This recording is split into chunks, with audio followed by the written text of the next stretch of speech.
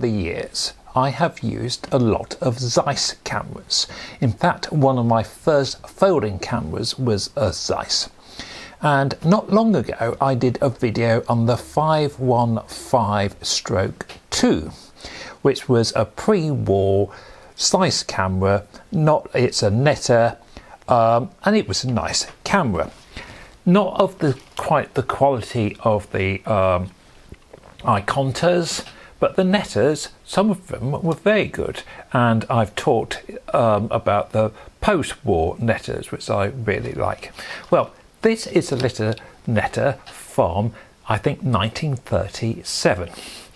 And the main difference between the 515-2 and the straight 515 is that although they both take 120 film, this, as you can see here, is 6x4. We still have a 75mm lens on the camera, so in fact it's almost a great portrait camera because it's a little bit closer, and it means we get 16 frames on a film. So let's have a look at the camera, because there's one or two slightly different things that you might think, oh, I don't quite understand that, but I can explain. And the first of those being, once you've loaded your film, which the take up will be here, and that will be the film, so load like this, close the camera, then you look at the back and you think, oh, that's a bit confusing. There's two viewfinders, two indicators. Now, this was because back in 1937, the 120 film only had one set of numbers on, and that set of numbers was in order that it would produce 8 images. Because the normal format is 6x9, and you get 8 6x9 images on a 120 film. By making it smaller in the back, you could get 16 in, but they weren't the numbers on the film. Right, I think I've remembered. Now, it's slightly complex, but it does work. So if I wind to the first viewfinder, the first red window, the number 1, you take your shot, then you wind the 1 to the next viewfinder, and you take your second shot. You then wind to 2 on the first window, take the shot, then 2 to the second window, take your shot. Then you've got the 3 in the first window, and then you wind it to 3 in the second window, and that way you get your 16 shots on a film. It does work. It might sound complicated, but don't worry, once you put a film in, you will understand. So we are getting twice the number of shots on the film. Now let's look at how this camera actually works. We've got the pop-up viewfinder here. We have a 75mm azimuth lens here, so it's not quite the quality of the Tessa, but it's not a bad lens. We got focusing from 4.5 feet to infinity. The lens isn't too slow. It's a 4.5 lens. That might seem slow in today's numbers, but back in 1937 it was moderately fast. So we have to manually focus. We have on here a kilo shutter.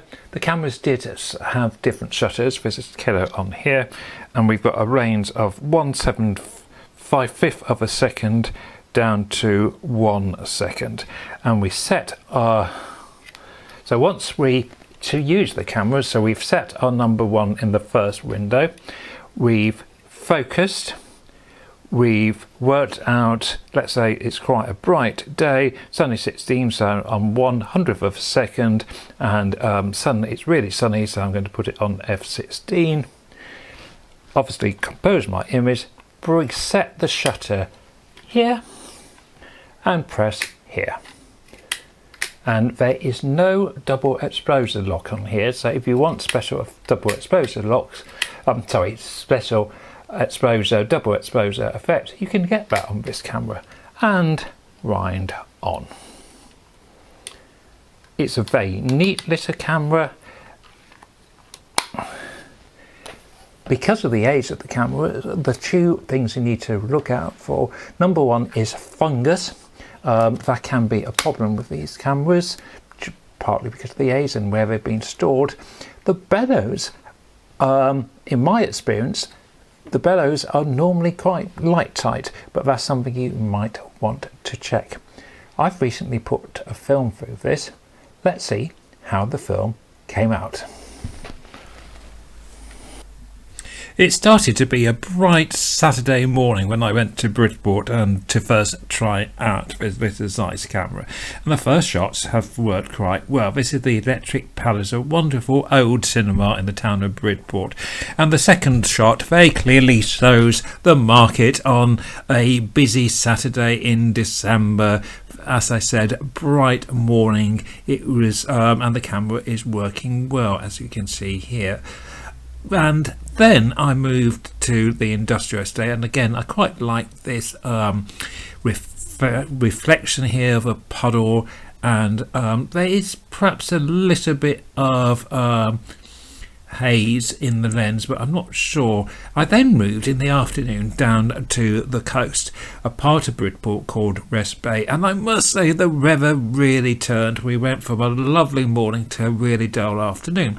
But dull weather, I think, is an incredibly good test of the camera, and this again is performing absolutely fine. And I think it's an uncoated lens.